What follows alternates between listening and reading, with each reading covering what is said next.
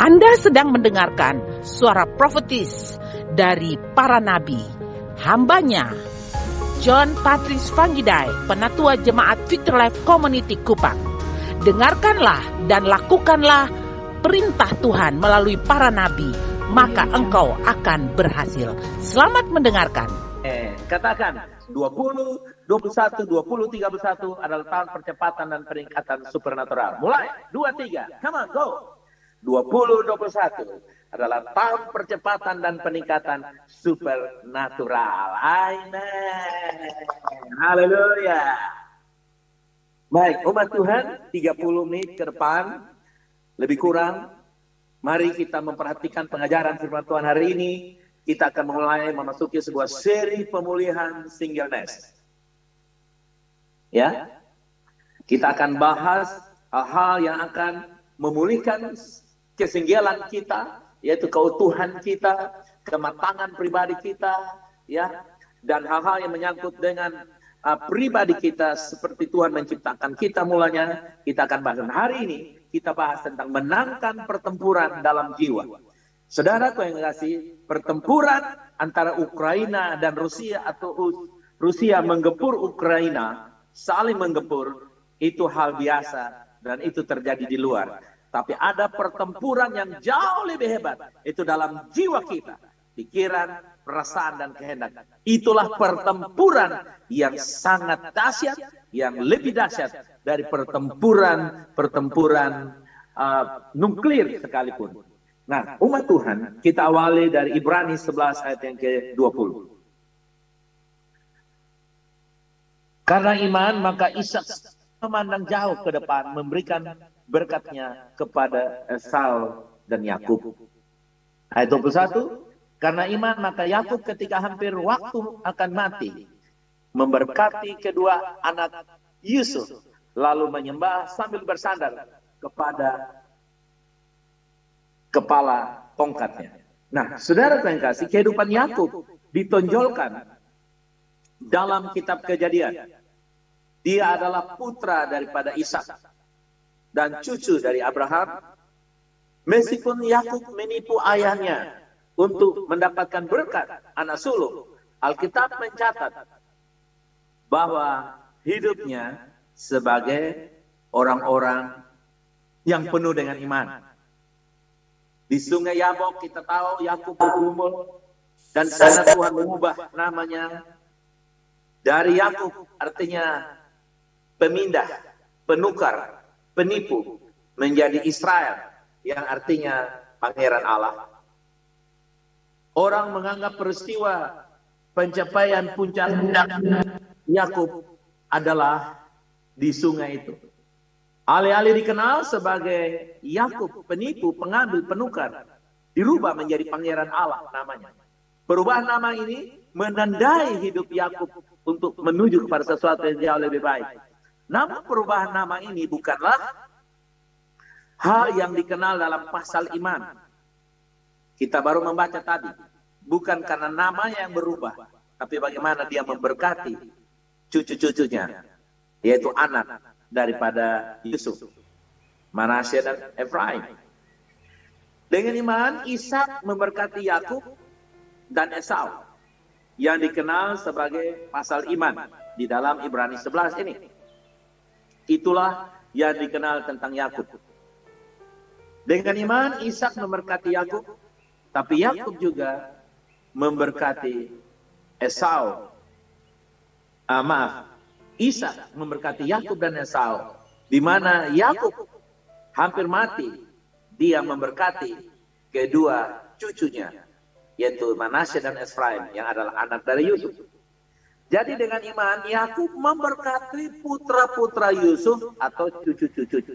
Itulah yang disebut Yakub orang beriman. Bukan pergumulannya di tepi sungai Yabok, lalu dia berkemenangan, lalu Tuhan rubah namanya dari Yakub, dia artinya pengganti, penukar, penipu, menjadi pangeran Allah. Bukan itu. Tapi saat dia memberkati cucu-cucunya. Iman Yakub dicatat dalam Ibrani 11 karena dia mengucapkan berkat atas cucu-cucunya Efraim dan Manasye. Ketika Yusuf membawa putranya Efraim dan Manasye ke hadapan ayahnya, yaitu Yakub, maka Yakub menyilangkan tangannya seperti ini.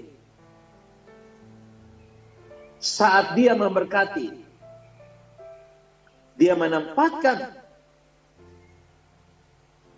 tangannya dengan menyilang ini ke atas anak ini. Saudara lihat, tangan kanan berkat Yakub, berkat kesulungan, diberikan kepada adik yang harusnya diberikan kepada kakak. Saudara lihat, Yakub menghilangkan tangannya saat memberkati mereka. Yusuf telah menempatkan Manasye, anak sulungnya, di sisi kanan. Maksudnya begini, tapi atas dorongan Roh Kudus, Yakub membuat tangan yang menghilang, agar berkat itu diturunkan kepada orang yang seharusnya tidak menerima berkat kesulungan. Tetapi Yakub di bawah kuasa dan pengaruh Roh Kudus menyilangkan tangannya dan memberikan berkat anak sulung kepada Efraim sebagai gantinya. Ini menunjukkan kepada kita bahwa yang tidak layak akan menerima berkat Tuhan. Yang tidak layak menjadikan layak. Saudaraku yang kekasih, dengan kata lain, Tuhan senang memberkati anak-anak kita. Haleluya. Katakan, anak-anak saya senang diberkati oleh Tuhan. Cucu-cucu saya senang diberkati oleh Tuhan. Yes. Anak-anakmu dan cucu-cucumu bukan penghalang engkau, tapi mereka adalah wujud dari berkat-berkat Tuhan yang Tuhan tempatkan dalam diri anak. Tindakan memberkati anak-anak disebutkan dalam pasal 11 di Ibrani 11 ini. Mencatat Ishak memberkati anak-anaknya dan Yakub memberkati cucu-cucunya. Abraham di sisi yang lain, dia bapak orang beriman. Abraham dengan imannya yang besar dikenal sebagai bapak orang beriman. Suatu masa Abraham dan istrinya Sarah, mereka punya iman yang besar, tapi mereka tidak punya anak. Dalam Kejadian 15 ayat yang kedua, anak-anak yang akan mengisi hati kita, bukan materi. Sekali lagi, anak-anaklah yang mengisi hati kita, bukan uang, jabatan, harta, dan materi. Itu yang saudara mestinya. Allah adalah pemilik langit dan bumi, namun Allah mengutus putranya dengan tujuan menyediakan bagi kita semua pengorbanan Yesus Kristus, agar olehnya kita diangkat menjadi anak-anak Allah. Katakan, saya diangkat menjadi anak Allah. Haleluya. Dengan cara ini, Allah menyediakan sebuah program adopsi yang menjadikan kita status di hadapan diri Allah, yaitu anak-anaknya. Tuhan memiliki banyak sekali hamba-hambanya, malaikat-malaikat yang lebih hebat, lebih berkuasa. Tuhan bisa menciptakan bangsa-bangsa yang lain, tetapi Dia tidak melakukan itu. Tetapi justru Tuhan menginginkan saya dan saudara diangkat menjadi anak-anak. Bukan malaikat yang hebat yang diangkat menjadi anaknya, tapi saya dan saudara diangkat menjadi anaknya. Artinya apa? Tuhan punya kerinduan untuk melihat kita sebagai anak-anaknya. Haleluya. Demikian pula kita semua membutuhkan objek kasih, dan bukan hanya materi saja. Ada sesuatu yang harus kita kasih. Tuhan tidak bisa mengasihi malaikat. Tuhan tidak bisa mengasihi alam semesta. Karena itu Dia menciptakan saya dan saudara menjadi anaknya, agar Dia bisa mengasihi kita. Haleluya. Bagi kita orang percaya, kita telah menemukan objek kasih yang memenuhi kita, yaitu di dalam pribadi Yesus Kristus. Bagi saudara yang masih bingung, yang belum tahu bagaimana Yesus berpikir tentang kita, bagaimana ada sesuatu yang kita lakukan, kita harus tahu bahwa Yesus menampakkan diri kepada murid-muridnya di loteng Yerusalem. Pada saat Yesus sedang sendirian, harusnya membutuhkan dukungan murid-muridnya. Karena Yesus sedang akan mengalami siksaan penderitaan di atas kayu salib. Tapi justru murid-muridnya menyangkal Dia, meninggalkan Dia, lari dan bersembunyi. Tapi justru ketika Yesus bangkit, Dia mendatangi murid-muridnya itu yang lagi takut, yang mengkhianati dia. Dia datang dan memberikan kepada mereka apa? Damai sejahtera. Itu menunjukkan bahwa Yesus mati membereskan dosa-dosa kita, dan Allah tidak akan menghakimi dosa-dosa kita. Kenapa? Karena dalam Kristus dosa-dosa kita telah dibereskan oleh Allah. Kalau Allah menghakimi kita karena dosa-dosa kita, berarti Allah tidak menghargai pengorbanan Kristus. Itulah yang kita pelajari, bahwa lambungnya yang tertikam, tangannya yang berlobang ditunjukkan kepada murid-muridnya yang mengkhianati dia, yang takut. Tapi justru di sanalah Yesus datang dan menyatakan diri. Ini adalah gambar dari pekerjaan yang telah selesai. Itulah tanda terima ilahi, bahwa semua dosa kita telah diampuni. Haleluya, amin, amin. Anda dan saya telah dibenarkan oleh Kristus. Dan karena itu, semua dosa kita telah dihukum di dalam Yesus. Tuhan yang kudus tidak akan pernah lagi menghakimi kita karena dosa-dosa kita. Karena dalam Yesus, semua dosa kita telah ditanggung. Haleluya. Ini yang saudara percayai, ini yang yakini, bahwa dosa apapun, Tuhan sudah bereskan itu dalam tubuh Yesus Kristus ketika dia tersalib. Ibrani 12 ayat 14. Sekarang kita melihat, turun lagi lebih jauh. Setelah kita mengerti bahwa Tuhan mau supaya keturunan kita diberkati karena Yesus telah menebus kita. Ibrani 12 ayat 14. Berusahalah hidup damai dengan semua orang dan kejarlah kekudusan. Sebab tanpa kekudusan tidak seorang pun melihat Tuhan. Mendengar Injil kasih karunia membawa wahyu baru tentang Yesus yang menyebabkan kita mengejar perdamaian dengan semua orang. Anda mau berdamai dengan semua orang? Jangan pergi mewartakan yang lain. Datangi mereka dan beritakan Injil. Karena ketika kita memberitakan Injil, kita sedang berdamai dengan semua. Kenapa? Karena dalam Injil menjadikan kita orang benar. Karena kita orang benar, kita punya damai satu dengan yang lain.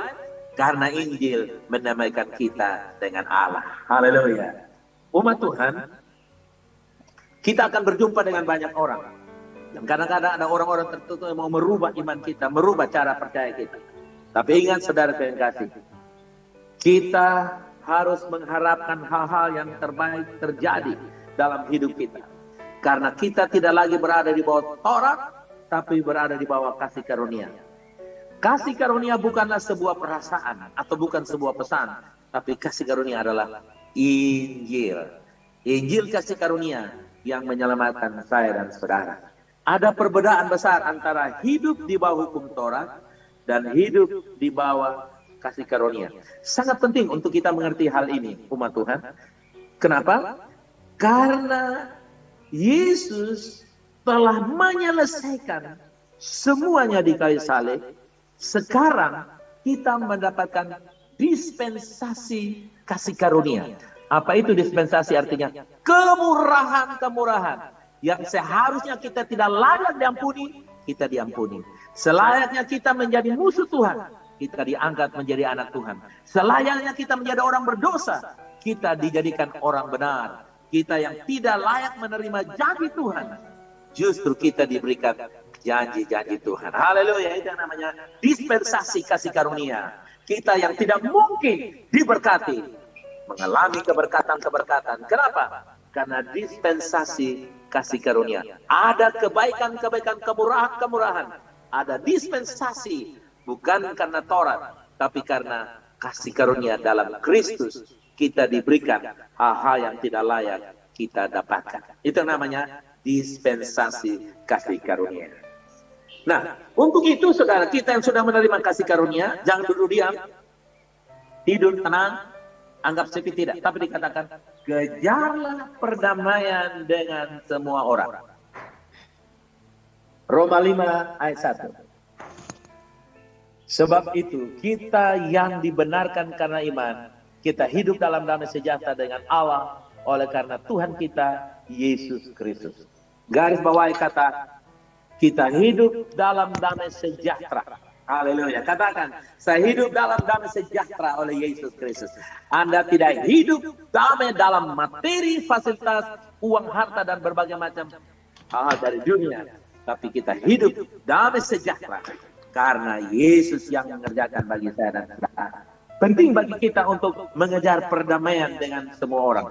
Sementara bagian ini ditulis kepada orang-orang Yahudi, tapi kita yang dilahirkan kembali bukan Yahudi, tapi orang-orang yang dilahirkan kembali oleh Roh Kudus, firman yang sama dapat berbicara kepada kita. Saudara yang kasih, jangan kita kompromi. Kadang-kadang orang mau supaya kita kompromi iman kita. Kita tidak boleh kompromi. Kita dipanggil Tuhan untuk mengajar perdamaian dengan orang-orang. Kita tidak hidup dalam perselisihan, dalam kepahitan, pertikaian, sengketa dengan orang lain. Kekudusan yang tanpanya tak seorang pun akan melihat Tuhan.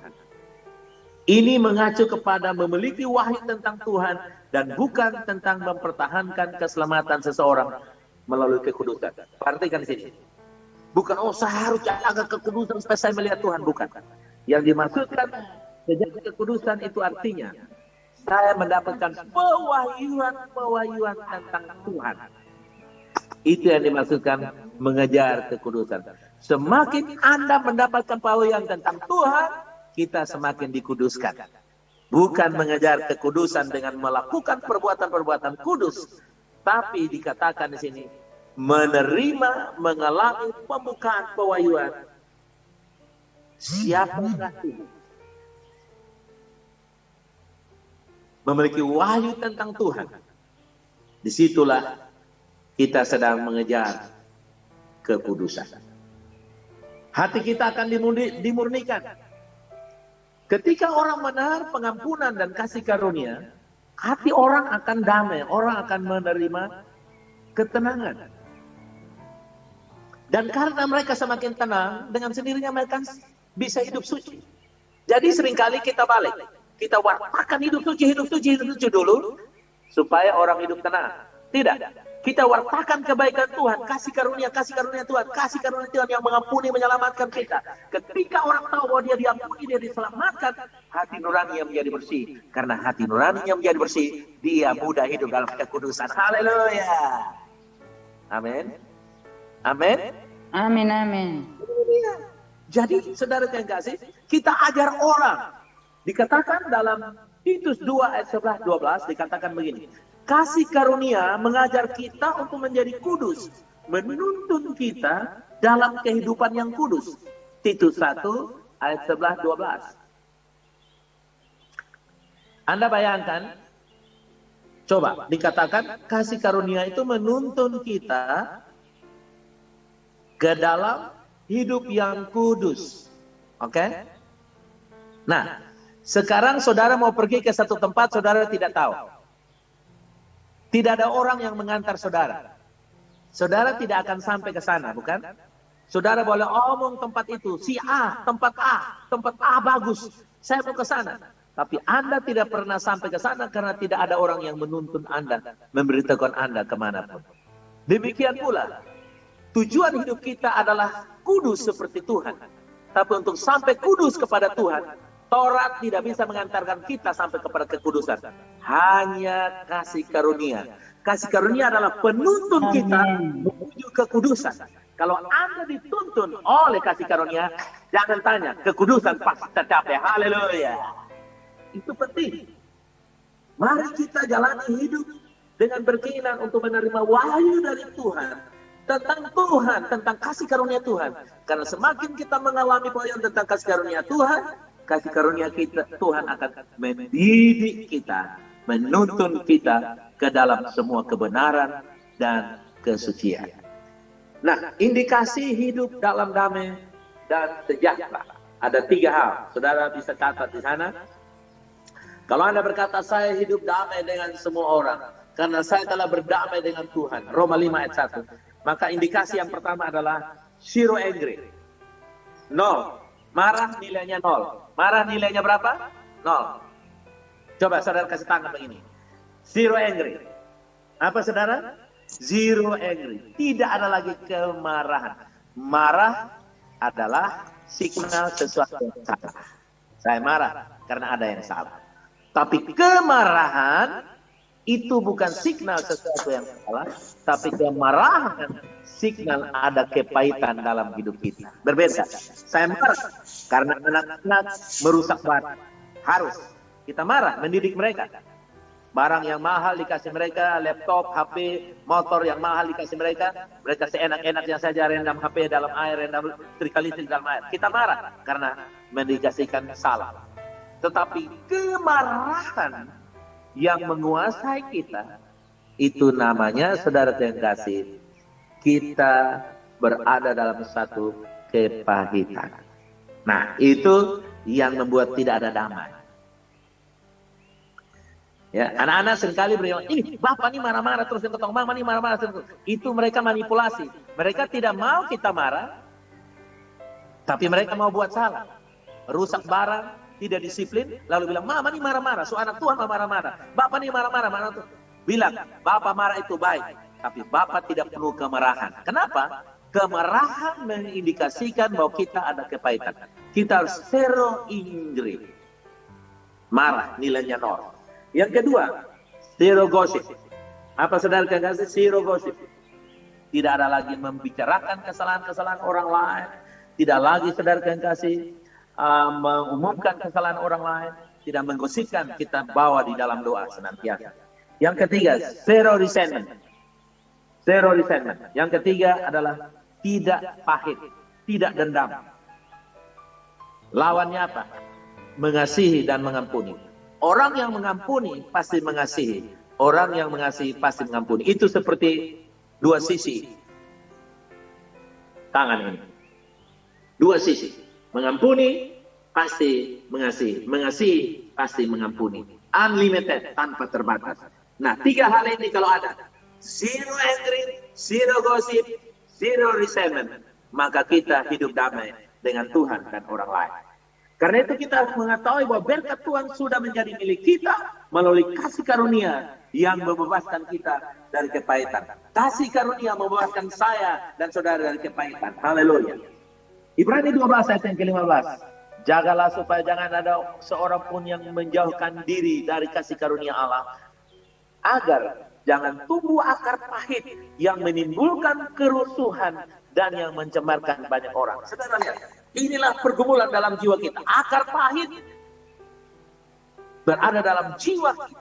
Kita dikatakan, jagalah supaya jangan ada seorang pun menjauhkan diri dari kasih karunia. Saudara lihat, hidup di luar kasih karunia menimbulkan akar pahit. Akar pahit dalam kehidupan kita menandakan bahwa kita tidak hidup oleh kasih karunia, tapi kita hidup dengan kekuatan kita sendiri. Ketika kita memikirkan dosa, jenis yang paling dominan yang muncul di mana kita adalah dosa seksual, bukan? Semua jenis dosa itu salah, tetapi dosa yang umumnya orang anggap sebagai dosa yang paling terbuka adalah dosa-dosa seksual. Ada hubungan antara dosa seksual dan kepahitan. Kepahitan adalah kebalikan dari perdamaian yang telah kita bicarakan, yang tadi dibicarakan oleh Alkitab. Bahwa kita jaga supaya jangan sampai akar kepahitan. Akar kepahitan menyebabkan seorang suami melakukan dosa penyelewengan seksual. Akar kepahitan dapat menyebabkan seorang istri melakukan penyelewengan seksual. Akar kepahitan dapat menimbulkan sakit penyakit dan hal-hal lainnya. Akar kepahitan yang tumbuh menyebabkan masalah dan itu menajiskan kita. Bagian ini saudara yang kasih yang disebut akar kepahitan. Di mana kita bisa mencemarkan orang lain. Saudara lihat, zaman sekarang ini, kalau orang udah pahit,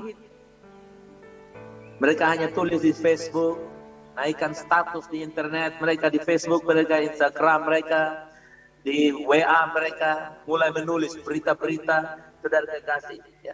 Hal-hal yang secara online kita mulai sebarkan, kita lihat kepahitan yang kita miliki kepada orang lain. Dan orang lain yang mendengar, membaca tulisan-tulisan kita, status-status kita, di internet kita, di Instagram kita, di Facebook kita, di WA kita, itu akan menajiskan mereka. Jadi dosa seksual Yang dimaksudkan sini bukan saja karena kepahitan-kepahitan yang terjadi dalam si A atau si B dapat mencemarkan dia dalam dosa seksual, tapi juga dosa gosip, jengkel, memfitnah, kambing hitamkan orang lain dan sebagainya. Itu semua adalah pengaruh-pengaruh dalam batin kita yang bergumul ini. Yang kalau kita tidak mampu menyelesaikan dengan kasih karunia, kita akan bereskan dengan cara apa? Memposting di Facebook, memposting di WA kita, memposting di Instagram kita, dan semua medsos-medsos yang kita punya jaringan. Untuk apa? Seolah-olah kita puas. Tapi ketika kita menyampaikannya, kita mempostingnya, orang yang membacanya, seluruh dunia yang membacanya, terkamirkan, menajiskan mereka. Untuk itu, saudara, saya percaya orang yang sudah pulih, mereka tidak memposting hal yang tidak berkenan, bukan? Dia posting kasih karunia, dia posting kebaikan Tuhan, dia posting kemurahan buat saya dan saudara tidak dapat terhindar dari kebaikan Tuhan. Amin. Haleluya. Umat Tuhan, ini yang harus menjadi perhatian kita. Bahwa kita harus menjadi orang-orang yang berada di bawah kasih karunia, supaya tidak ada kesempatan untuk apa? Perhatikan ini. Saya contohkan ini. Coba, saudara lihat. Bayangkan sebatang emas yang tertutup lumpur, dicuci bersih dengan air mengalir di atasnya. Ini adalah gambaran bagaimana meskipun mungkin dicemarkan oleh dunia, lumpur. Gambaran dunia, lumpur itu dosa-dosa segala macam. Cara untuk menghilangkan kotoran itu adalah dengan datang di bawah pembasuhan firman Tuhan. Batangan emas tidak pernah kehilangan nilainya ketika jatuh ke dalam lumpur. Demikian juga kita, seperti emas batangan. Dan kita tidak akan pernah kehilangan kebenaran kita di hadapan Tuhan. Haleluya. Karena itu saudara yang kasih, kasih karunia akan membebaskan kita. Saudara yang kasih, hidup saya seperti emas, hidup Anda seperti emas. Katakan, saya seperti emas yang tidak akan dikotorkan oleh atau nilainya dicemarkan oleh dosa. Dosa apapun tidak dapat menghilangkan kebenaran saudara. Karena itu saudara, kenapa kita perlu membasuh hidup kita dengan firman. Firman seperti air yang menyucikan kita senantiasa, agar pengaruh-pengaruh dari dosa dunia yang mencemarkan ini tidak membekas dalam hidup kita. Karena firman membersihkan kita. Haleluya. Engkau kudus karena firman senantiasa menyucikan engkau. Nah, umat Tuhan, Ibrani 12 ayat yang ke-16. Jagalah ada orang yang menjadi cabul, janganlah ada orang yang menjadi cabul atau yang mempunyai nafsu yang rendah seperti Esau yang menjual hak kesulungannya untuk sepiring kacang merah. Saudara, kata pelacur, kata ini adalah pronos. Pronos, coba katakan pronos. Apa? Pronos. Pronos dalam bahasa Greka, bahasa Indonesia katakan pelacur. Dalam bahasa Yunani mengacu kepada dosa seksual di luar pernikahan. Akar pahit yang menimbulkan penyelewengan moral, penyelewengan dosa seksual, itu terjadi karena kepahitan-kepahitan yang dibiarkan. Nah, saudara lihat. Esau menjual hak kesulungannya hanya karena nafsu makannya, keinginannya yang tak terkontrol. Ketika Tuhan menciptakan seks, Dia menetapkan untuk kita menikmati dalam pernikahan, di mana ada pemenuhan maksimal. Seks dimaksudkan untuk memuaskan kita sepenuhnya secara emosional, spiritual, dan fisik. Bagi mereka yang sudah menikah, perhatikan ini, dengar. Bagi mereka yang sudah menikah, perhatikan. Pernikahan kita sedang dalam proses. Adalah bijaksana untuk kita mendoakan pasangan kita daripada membiarkan kepahitan sedang datang. Semakin kita menerima wahyu tentang bagaimana Kristus mencintai kita sepenuhnya dan mengampuni semua kesalahan kita, kita akan dapat mencintai pasangan kita dengan lebih baik dan lebih baik lagi. Puji Tuhan. Saudara yang kasih, Esau yang demi sesuap makanan menjual hak kesulungannya. Esau hidup untuk tubuhnya, keinginannya sendiri. Dia menjual hak kesulungannya. Meskipun cara Yakub memperoleh berkat sulung itu salah. Dia dijanjikan berkat itu sejak dia masih di dalam kandungan ibunya.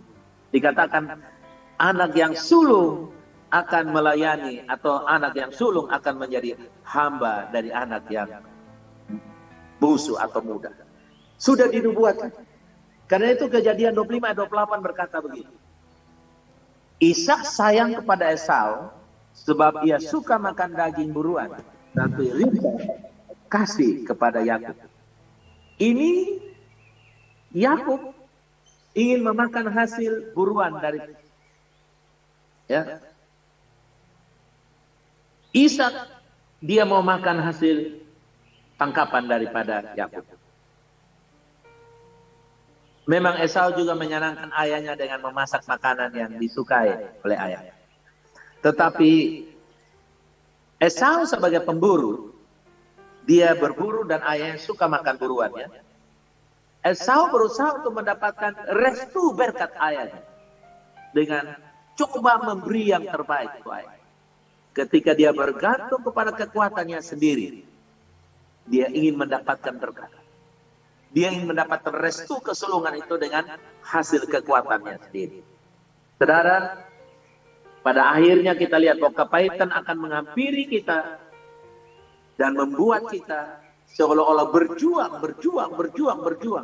untuk mendapatkan apa yang kita pikir itu baik. Kita berusaha dengan kekuatan kita sendiri. Kita lihat, Yakub, dia menerima sekalipun dengan cara yang salah. Tapi kita harus tahu bahwa itu telah dia terima karena kerelaan Esau memberikannya. Kenapa? Karena Esau dia hidup untuk dagingnya sendiri, oleh hawa nafsunya sendiri. Karena itu saudara yang kasih karunia mengajarkan kita untuk apa? Hargai diri sendiri dengan seberapa baik Bapa melihat Anda. Saudara yang kasih, Tuhan melihat saya dan saudara itu utuh. Tuhan melihat saya dan saudara telah diampuni. Tuhan telah melihat saya dan telah diterima sebagai orang-orang yang dikasihi. Katakan, saya adalah orang yang diterima oleh Tuhan. Saya dikasihi sepenuhnya oleh Allah. Yes, Anda diterima sepenuhnya oleh Allah. Dikasihi sepenuhnya oleh Allah. Anda tidak kekurangan sesuatu sedikit pun. Anda tidak memiliki kecacatan di mata Tuhan. Anda utuh, tak kekurangan sesuatu yang baik. Kenapa? Kita menghargai diri sendiri.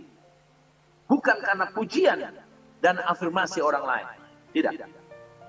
Hargai diri sendiri dengan Bapa melihat kita. Bukan menghargai diri sendiri oleh pujian dan afirmasi manusia. Tidak. Itulah caranya menjaga agar akar pahit tidak tumbuh dalam hidup kita. Kenapa? Karena kita tidak membutuhkan manusia memuji-muji kita, menghargai kita berlebihan. Dan pada akhirnya ketika kita tidak menerima itu semua, timbul akar pahit. Suami istri, perhatikan hal ini. Seorang pemuda-pemudi, perhatikan hal ini. Jangan sampai saudara yang kasih, kita menuntut semua kebaikan dari orang lain. Dan ketika orang lain tidak mampu memberi yang terbaik untuk kita, kita mengalami pertumbuhan akar pahit di dalam kehidupan kita. Saudara, apa yang terjadi dengan Yakub di Ibrani 12 ayat 17? Ibrani 12 ayat 17, sebab kamu tahu bahwa kemudian ketika ia hendak menerima berkat itu, ia ditolak sebab ia tidak beroleh kesempatan untuk memperbaiki kesalahannya, sekalipun ia mencarinya dengan mencucurkan air mata. Saudara lihat, kenapa di Ibrani ini dituliskan kembali soal peristiwa Esau? Kata pertobatan diterjemahkan menjadi metanoia. Coba setiap orang katakan metanoia. Ya, metanoia dalam bahasa Yunani yang berarti apa?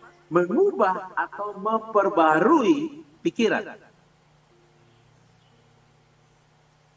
Ayat ini tidak berarti bahwa tidak ada tempat bagi pertobatan Esau, atau bahwa tidak ada tempat baginya untuk diampuni. Tetapi ayat itu berarti Esau tidak menemukan tempat untuk mengubah pikiran ayahnya. Esau tidak mendapatkan kesempatan untuk mengubah pikiran ayahnya. Ketika ayahnya sudah melepaskan berkat, ayah tidak akan tarik kembali lagi. saya tarik kembali berkat untuk Yakub yang seharusnya saya kembalikan kepada Esau. Tidak. Itulah yang disebut oleh Alkitab, bahwa Yakub mencari sampai menangis, mencucurkan air mata menjadi darah sekalipun, dia tidak lagi bisa merubah pikiran ayahnya yang sudah memberkati Yakub. Esau kehilangan kesempatan dan tidak mendapatkan kesempatan itu lagi. Sedangkan Yakub yang seharusnya tidak menerima itu berkat, mendapatkan kesempatan menerima berkat kesulungan. Air mata daripada Esau itu terjadi karena dia telah menyerahkan warisannya kepada orang lain. Dia menangis karena warisannya telah dia berikan kepada orang lain. Warisan melampaui kehidupan yang kekal. Kesenangan sesaat, makanan, hawa nafsu, seksual, keinginan daging. Seolah-olah kita menjual hak kesulungan kita dengan memenuhi semua keinginan-keinginan itu. Dan inilah yang menyebabkan akar pahit timbul dalam kehidupan kita. Karena itu, perhatikan Ibrani 12 ayat 15. Perhatikan. Baca bersama saya 2-3. Jagalah supaya jangan ada seorang pun menjauhkan diri dari kasih karunia Allah, agar jangan tumbuh akar yang pahit yang menimbulkan apa? Kerusuhan yang mencemarkan banyak orang. Ungkapan jagalah. Ungkapan jagalah sama dengan mencari dengan cermat. Dalam bahasa Greek disebut episkopeo. Episkopeo yang berarti pengawasan. Kita harus memperhatikan diri kita dan memperhatikan orang-orang di sekitar kita. Ya. Kita harus menjaga, memperhatikan orang. Makanya kenapa konsel perlu kita jalankan, pemuritan perlu kita hidupkan, jalankan.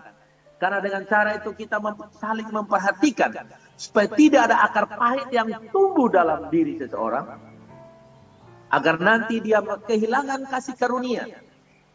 Dia tidak mendapatkan kasih karunia untuk mengalami perubahan-perubahan dalam hidupnya. Karena akar pahit mendapatkan kesempatan untuk bertumbuh di dalam diri. Jauh sebelum dosa seksual dan kepahitan berakar, orang jatuh dari kasih karunia.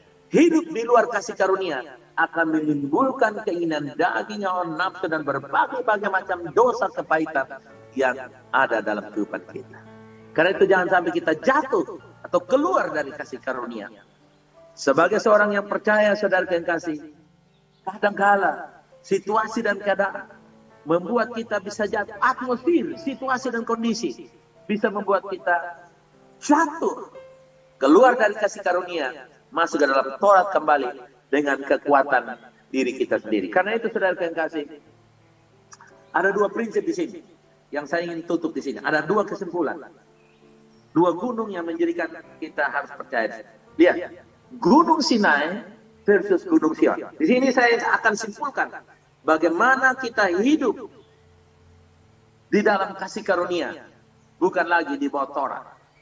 Ibrani 12 ayat 19, 18, 19. Sebab kamu tidak datang kepada gunung yang dapat disentuh dan api yang menyala dengan api yang menyala-nyala, kepada kegelapan dan angin badai. Ayat 19, kepada bunyi sangkakala dan bunyi suara yang membuat mereka mendengarnya, memohon supaya jangan ia berbicara kepada mereka. Gunung Sinai melambangkan hukum Taurat, karena disitulah hukum Taurat diberikan. Gunung Sion melambangkan anugerah, karena di sanalah Roh Kudus turun dan tempat gereja mula-mula lahir sekitar 2000 tahun yang lalu di ruang atas di Yerusalem. Nah, saudaraku yang kasih, kegelapan dan badai dan suara trompet ketika Tuhan memberikan hukum Taurat, ada api, badai, dan bunyi trompet yang nyaring. Kamu tidak datang ke Gunung Sinai, gunung yang menyebabkan semua orang gemetar dengan api dan kegelapan yang pekat. Alkitab berkata bahwa Gunung Sinai, Tuhan telah pindahkan kita. Kita tidak lagi ke Gunung Sinai atau Taurat, tapi kita telah datang kepada Gunung Sion. Lihat, Ibrani 12 Turun di bawah Ibrani 12 ayat 22. Perhatikan sampai dengan ayat yang ke-24. Tetapi kamu sudah datang ke Bukit Sion, ke kota Allah yang hidup, Yerusalem surgawi, dan kepada beribu-ribu malaikat, suatu kumpulan yang meriah. Katakan, saya sudah berada di Gunung Sion. Haleluya. Ayat 23. Dan kepada jemaat-jemaat anak sulung yang namanya terdaftar di sorga, dan kepada Allah yang menghakimi semua orang, dan kepada roh-roh orang-orang benar yang telah menjadi sempurna. Ayat 24. Dan kepada Yesus pengentara perjanjian baru, dan kepada Allah, kepada darah pemercikan yang berbicara lebih kuat daripada darah Habel. Gunung Sion, saudara perhatikan, Gunung Sion adalah kota Allah yang hidup. Gunung Sion, kita melihat nama Allah disebutkan, Yesus. Nama Yesus juga disebutkan di dalam ayat ini, bukan? Tuhan telah mengawinkan kekudusan dan kasih karunia bersama. Seperti sebagaimana air dan basah selalu bersama sebagai satu. Sama seperti Anda tidak bisa berada di air dan tidak basah. Anda tidak bisa berada di bawah kasih karunia dan tidak menghasilkan kekudusan. Saudara lihat, ayat ini menggambarkan kepada kita kasih karunia. Ketika Anda berada di bawah kasih karunia, ibarat basah dan air. Anda tidak bisa memisahkan basah sendiri, air sendiri. Anda tidak bisa turun ke dalam air tanpa basah. Kalau Anda mau basah, harus ada dalam air. Anda tidak bisa pisahkan basah dan air. Demikian pula kasih karunia dan kekudusan tidak dapat kita pisahkan. Semakin Anda berada di kasih karunia, di Gunung Sion, maka kekudusan akan datang dalam kehidupan kita. Pemulihan akan datang dalam kekudusan, dalam kehidupan kita. Keutuhan akan kembali terjadi dalam kehidupan kita. Itulah sebabnya Tuhan katakan, kamu telah datang ke Gunung Sion. Karena itu saudara, jangan kembali ke Sinai, jangan kembali ke Taurat, jangan kembali kepada kekuatanmu sendiri. Anugerah memberikan kepada engkau kemampuan. Haleluya. Amen. Untuk hidup dalam kasih karunia. Bebas dari segala rasa pahit, kemarahan, zero angry, zero resentment, zero gossip. Haleluya. Nah, saudara yang kasih Tuhan ini supaya kita hidup berdamai dengan diri kita dan berdamai dengan orang lain.